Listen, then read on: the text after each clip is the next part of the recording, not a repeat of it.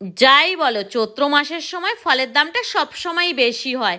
কারণ কিছুদিন আগে ঈদ ছিল, তারপরে পুরো চৈত্র মাস সন্ন্যাসীদের পুজো হয়। তো আজকে হলো নীল পুজো, নিতে এসেছি ডাব, আর ডাবের দাম তো সবসময়ই আগুন।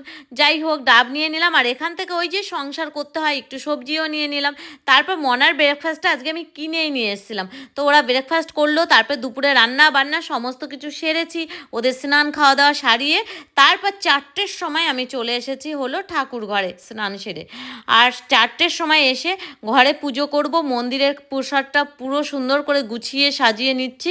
আর তারপরে এই যে গঙ্গা জলটা রেডি করছি, আর এখানে একটু কচি ডাবের জলও দিয়ে দিলাম, আর ঘি চন্দন মধু যা যা লাগে সমস্ত কিছু দিয়ে একদম সুন্দর করে রেডি করে নিয়েছি।